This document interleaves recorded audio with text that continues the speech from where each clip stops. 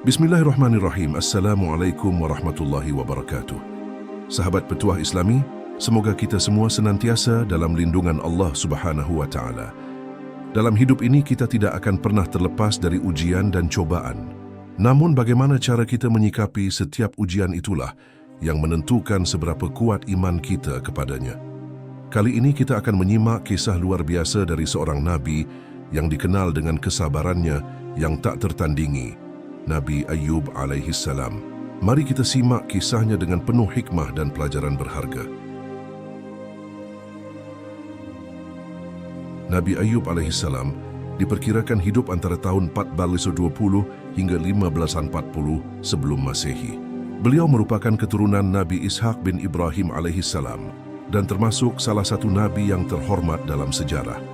Allah mengutusnya kepada kaum Bani Israel sebagai teladan kesabaran dan keimanan. Beberapa pendapat menyebutkan bahwa beliau diutus di daerah Hauran dan Tis yang terletak di wilayah Syam. Namun ada juga yang mengatakan bahwa beliau berdakwah di sebuah desa bernama Al-Jura yang kini dikenal sebagai bagian dari Askelon, sebuah daerah di pesisir Laut Tengah sebelah utara jalur Gaza. Nabi Ayyub alaihi salam adalah salah satu hamba Allah yang dianugerahi kekayaan melimpah. Beliau dikenal sebagai nabi terkaya kedua setelah Nabi Sulaiman alaihi salam. Allah memberinya kehidupan duniawi yang nyaris sempurna, kekayaan yang berlimpah, sawah yang luas, ternak yang tak terhitung jumlahnya, serta banyak anak. Pada masa itu di negeri Syam tak seorang pun dapat menyaingi kekayaan beliau. Namun meskipun memiliki semua itu, Nabi Ayyub tidak pernah sombong atau merasa lebih unggul dari orang lain. Sebaliknya, beliau justru dikenal sebagai sosok yang paling sabar, rendah hati, dan penuh rasa syukur. Masyarakat mengagumi kepribadiannya yang tidak pernah marah, bahkan tidak sekalipun mengeluh dalam menghadapi kesulitan. Selain dikenal sebagai sosok yang dermawan, Nabi Ayyub alaihi salam juga selalu mengamalkan kebaikan. Beliau membangun berbagai tempat ibadah bagi kaumnya, tempat di mana syariat Allah Subhanahu wa Ta'ala diajarkan dan dilaksanakan. Bahkan di rumahnya beliau menyediakan meja makan khusus untuk menjamu fakir miskin, keluarganya, serta tamu-tamu yang datang. Kedermawanan Nabi Ayyub tidak hanya sebatas harta, tetapi juga menyentuh hati orang-orang di sekitarnya. Keikhlasan beliau dalam menggunakan hartanya untuk kebaikan membuat iblis iri dan kesal. Iblis tidak mampu memahami bagaimana seseorang bisa begitu kaya, namun tetap tawadu, sabar, dan penuh rasa syukur. Maka, iblis pun mulai merancang tipu daya untuk menguji Nabi Ayyub dan mencoba menggoyahkan keimanannya. Dikisahkan bahwa suatu hari, iblis naik ke langit dan berbicara kepada Allah Subhanahu wa Ta'ala dengan penuh iri hati. Ia berkata, "Wahai Tuhanku, sesungguhnya Ayyub rajin menyembahmu, karena engkau telah memberinya kekayaan dan kesehatan. Jika semua itu diambil darinya, tentu dia tidak akan lagi menyembahmu." Namun Allah Subhanahu wa Ta'ala yang maha mengetahui segala isi hati hambanya menjawab, "Aku lebih mengetahui tentang Ayyub. Dia adalah hambaku yang setia dan penuh rasa syukur. Bahkan jika semua nikmat itu diambil darinya, dia tetap akan beribadah dan bersyukur kepadaku." Untuk membuktikan hal ini, Allah memberikan izin kepada iblis untuk menguji kesabaran Nabi Ayyub alaihi salam. Ujian ini bukan karena Allah meragukan keimanan Nabi Ayyub, melainkan untuk menunjukkan kepada iblis betapa kokohnya iman dan kesabaran hambanya yang mulia ini.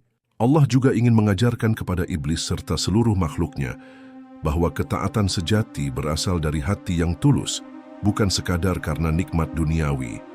Dengan izin itu, dimulailah rangkaian ujian berat yang harus dihadapi Nabi Ayyub. Pada suatu hari, iblis mengumpulkan pasukannya untuk melancarkan rencana jahat. Mereka pergi ke rumah Nabi Ayyub alaihi salam dan membakar habis seluruh harta kekayaannya. Api berkobar hebat, melahap semua yang dimilikinya hingga hanya menyisakan abu. Saat kejadian itu berlangsung, Nabi Ayyub tengah khusyuk melaksanakan salat di masjid. Dengan penuh tipu daya, iblis mendatanginya dan berbisik, "Wahai Ayyub, apakah engkau masih ingin menyembah Tuhanmu? Lihatlah, seluruh harta kekayaanmu telah dibakar habis. Tuhanmu telah memusnahkan semuanya, dan kini engkau tidak memiliki apa-apa lagi. Tidakkah engkau merasa dirugikan? Namun Nabi Ayub tidak sedikit pun terpengaruh. Ia tetap melanjutkan salatnya dengan penuh ketenangan. Setelah selesai, beliau menjawab, "Alhamdulillah, segala puji bagi Allah. Dialah yang memberikan rezeki kepadaku dan kini Dia mengambilnya kembali. Semua ini adalah kehendaknya dan aku ridha kepadanya." Setelah itu, Nabi Ayub kembali berdiri dan melanjutkan salatnya dengan penuh kekhusyukan. Melihat reaksi Nabi Ayub yang tetap tenang dan berserah diri kepada Allah, iblis merasa sangat kesal. Usahanya untuk menggoda Nabi Ayub melalui kehilangan harta benda ternyata sia-sia. Namun iblis tidak menyerah begitu saja. Ia mulai memutar otak, mencari cara lain yang lebih licik. Kali ini, ia bertekad menargetkan sesuatu yang lebih berharga bagi Nabi Ayub, anak-anaknya. Dengan niat jahat, iblis mendatangi rumah tempat anak-anak Nabi Ayub berkumpul, tepatnya di kediaman anak tertua mereka. Di sana, iblis menciptakan bencana besar yang mengerikan. Ia menghembuskan angin dahsyat yang meruntuhkan rumah itu dalam sekejap, menewaskan seluruh anak-anak Nabi Ayub yang berada di dalamnya, tertimbun puing-puing bangunan.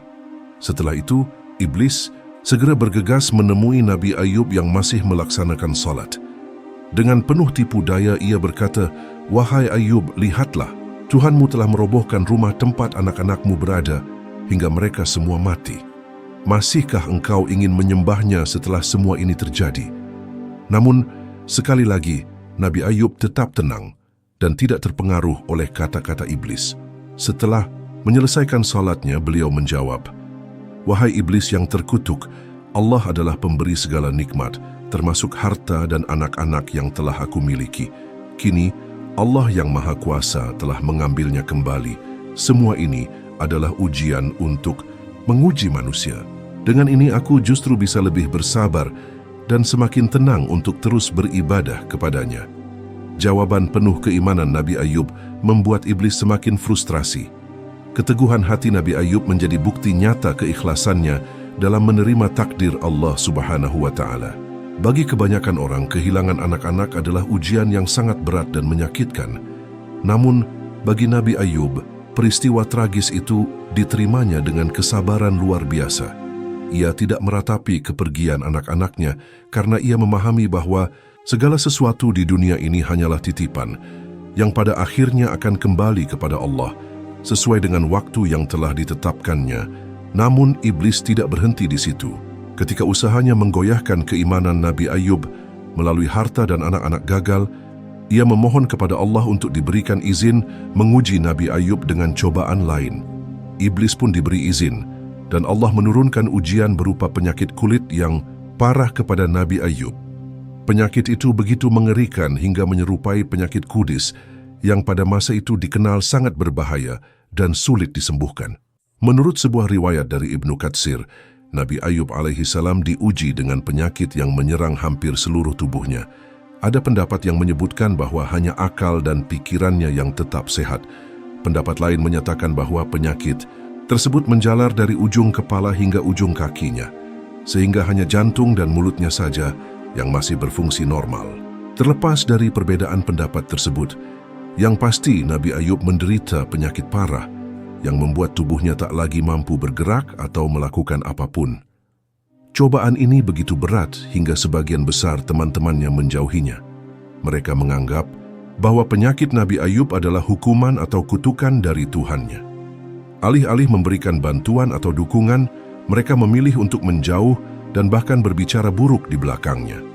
Namun, dengan segala kesabarannya, Nabi Ayub tidak membalas ocehan-ocehan tersebut. Ia tidak mengeluh atau marah, melainkan tetap berserah diri kepada Allah Subhanahu wa Ta'ala. Ia yakin bahwa suatu hari nanti, penyakitnya pasti akan terobati. Meskipun tubuhnya terbaring lemah dan berbagai ujian menimpanya, Nabi Ayub tetap tidak meninggalkan ibadah kepada Allah. Ia terus berusaha beribadah, meskipun hanya dengan gerakan yang sangat terbatas. Melihat keteguhan Nabi Ayub yang tak tergoyahkan, iblis semakin marah. Semua usahanya, mulai dari merampas hartanya, mengambil anak-anaknya, hingga merusak kesehatannya, tak berhasil membuat Nabi Ayub menjauh dari Allah Subhanahu wa Ta'ala. Namun iblis belum puas. ia mencari cara lain yang mungkin bisa menggoyahkan hati Nabi Ayub. Kali ini, iblis berusaha menggoda istri Nabi Ayub dengan bisikan jahat. Iblis berkata kepadanya, "Mengapa engkau masih tinggal bersama suamimu yang sudah sakit parah? Dia tidak bisa lagi memberi nafkah, dan hidupmu akan semakin susah. Tinggalkanlah dia." Pada awalnya, istri Nabi Ayub tetap setia mendampingi suaminya yang sedang menderita penyakit berat. Namun, seiring berjalannya waktu, bisikan iblis semakin menguasai hatinya. Lambat laun, godaan tersebut membuatnya lelah, dan akhirnya pada suatu hari, ia memutuskan untuk meninggalkan Nabi Ayub. Bayangkan betapa beratnya ujian yang harus dihadapi oleh Nabi Ayub. Selain penyakit yang parah, kini ia harus merasakan kehilangan istri yang seharusnya menjadi pendampingnya. Namun, ada riwayat yang menyebutkan bahwa istri Nabi Ayub tidak benar-benar meninggalkannya, melainkan ia merasa tak mampu lagi merawat suaminya yang sakit parah. Ia mulai membangkang kepada Nabi Ayub. Dalam keadaan tersebut, mendengar pernyataan istrinya yang membangkang, Nabi Ayub pun mengucapkan sebuah nazar, "Jika aku sembuh, aku akan memukulmu 100 kali." Dalam kesulitan itu, Nabi Ayub memohon kepada Allah Subhanahu wa Ta'ala dengan penuh harapan agar diberikan kesembuhan. Dalam riwayat yang lain disebutkan bahwa ketika penyakit Nabi Ayub semakin parah dan tak ada tempat yang bisa mereka singgahi, beliau dan istrinya terpaksa pergi ke sebuah tempat terpencil yang jauh dari keramaian. Di sana mereka hidup tanpa ada yang peduli dengan kondisi Nabi Ayub. Hanya istrinya yang tetap setia mendampingi, merawatnya dengan penuh perhatian, sementara semua orang lain telah menjauh darinya. Istri Nabi Ayub adalah sosok wanita yang sangat sabar dan penuh kasih sayang. Seluruh perhatian dan cintanya tercurah untuk merawat suaminya yang sedang sakit parah itu. Namun, meskipun ia berusaha sekuat tenaga, rasa putus asa mulai menggerogoti hatinya. Setelah perjalanan yang panjang dan penuh penderitaan, ia merasa lelah dan semakin sulit untuk bertahan. Ketika itu, istri Nabi Ayub mendesaknya untuk memohon kesembuhan kepada Allah Subhanahu wa Ta'ala. Ia berkata, "Wahai suamiku, engkau adalah seorang nabi yang mulia di sisi Allah. Jika engkau berdoa dan meminta kesembuhan, mungkin Allah akan mengabulkannya." Namun Nabi Ayub menjawab dengan penuh kebijaksanaan, "Wahai istriku, sudah berapa lama kita menikmati kehidupan yang penuh dengan kenikmatan?" Istrinya menjawab, "Sudah 70 tahun kita hidup dalam keadaan cukup dan berkecukupan." Dengan rendah hati Nabi Ayub berkata, "Aku merasa malu untuk memohon kepada Allah, karena masa kesenanganku selama 70 tahun jauh lebih lama daripada masa kesakitanku yang sekarang. Aku merasa tidak layak untuk mengeluh." Meskipun demikian, istrinya terus mendesaknya untuk berdoa agar Allah memberikan kesembuhan. Nabi Ayub mulai merasa marah dengan permintaan istrinya. Akhirnya mengucapkan nazar, "Jika suatu hari nanti Allah menyembuhkanku, aku akan memukulmu 100 kali. Namun istri Nabi Ayub tetap berharap dan terus memohon kepada suaminya untuk berdoa kepada Allah Subhanahu wa Ta'ala. Akhirnya pada suatu hari, Nabi Ayub mengangkat doanya kepada Allah Subhanahu wa Ta'ala.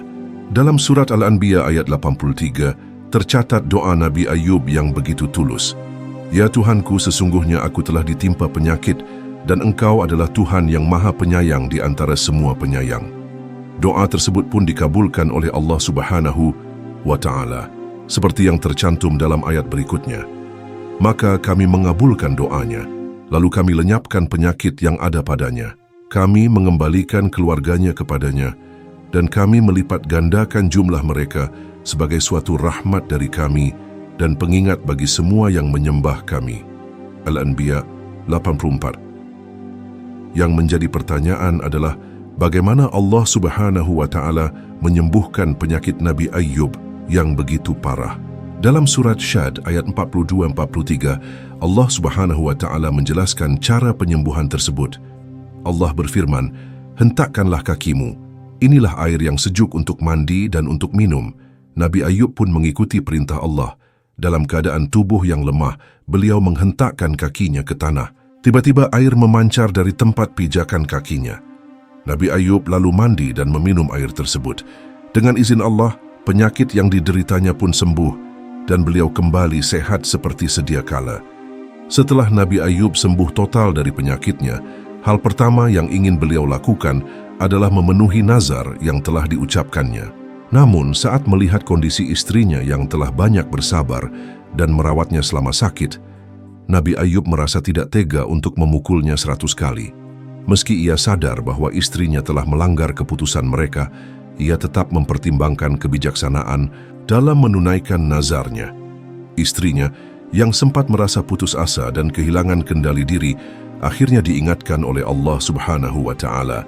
Allah berfirman, "Dan ambillah dengan tanganmu seikat rumput, lalu pukulkanlah dengan itu, dan jangan engkau melanggar sumpahmu.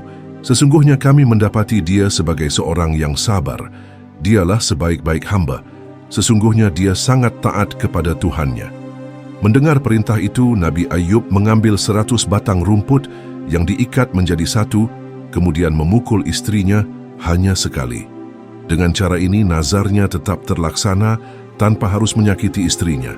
Setelah itu, sang istri menjelaskan bahwa segala tindakannya yang mungkin dianggap salah terjadi karena bisikan setan yang menggodanya, membuatnya merasa cemas dan bingung dalam menghadapi ujian tersebut. Dalam sebuah riwayat disebutkan bahwa setelah sembuh dari penyakitnya, Nabi Ayub hidup selama 140 tahun lagi hingga beliau dapat menyaksikan keturunannya yang keempat. Namun, sebagian ulama berbeda pendapat mengenai usia beliau. Ada yang mengatakan bahwa Nabi Ayub wafat pada usia 93 tahun. Sementara pendapat lain menyebutkan bahwa beliau hidup lebih lama dari itu. Bahkan ada yang berpendapat bahwa Nabi Ayub hidup 70 tahun setelah kesembuhannya. Yang jelas, salah satu tujuan utama Allah Subhanahu wa Ta'ala mengutus para nabi dan rasul adalah untuk menjadi contoh dan teladan bagi umat manusia. Kisah hidup Nabi Ayub dengan kesabaran dan ketabahannya adalah sebuah pelajaran besar tentang bagaimana menghadapi ujian hidup dengan iman dan keteguhan hati. Kisah Nabi Ayub alaihi salam penuh hikmah yang bisa kita jadikan pelajaran berharga. Nabi Ayub selalu bersyukur atas nikmat Allah dan rajin beribadah bahkan ketika menghadapi ujian berat. Kesabarannya saat ditimpa penyakit, kehilangan harta, serta anak-anaknya menunjukkan keteguhan iman beliau. Dari kisah Nabi Ayub, kita juga belajar bahwa harta dan anak hanyalah titipan dari Allah. Semua yang kita miliki adalah amanah yang bisa diambil kapan saja olehnya, sehingga kita harus selalu rendah hati dan berserah diri kepadanya. Selain itu, Nabi Ayub selalu berprasangka baik kepada Allah meskipun dalam kondisi yang sangat sulit. Keimanan yang tinggi membuatnya yakin bahwa segala yang Allah beri adalah yang terbaik. Meskipun dalam kesulitan, beliau tetap melaksanakan nazarnya yang mengajarkan kepada kita bahwa setiap janji kepada Allah harus ditepati apapun keadaannya. Kesabaran Nabi Ayub dibalas oleh Allah dengan kesehatan, harta, dan anak-anak yang lebih banyak, yang menunjukkan bahwa Allah memberikan hadiah yang lebih baik bagi mereka yang sabar dan tetap berpegang teguh kepadanya. Semoga kisah ini memberikan manfaat dan menambah wawasan kita. Jika ada kekurangan atau kesalahan, mohon dimaafkan. Kebenaran berasal dari Allah Subhanahu wa Ta'ala, sementara kekhilafan dan kesalahan adalah dari diri saya sendiri sebagai manusia biasa. Sampai jumpa di kisah-kisah seru dan penuh makna berikutnya. Wassalamualaikum warahmatullahi wabarakatuh.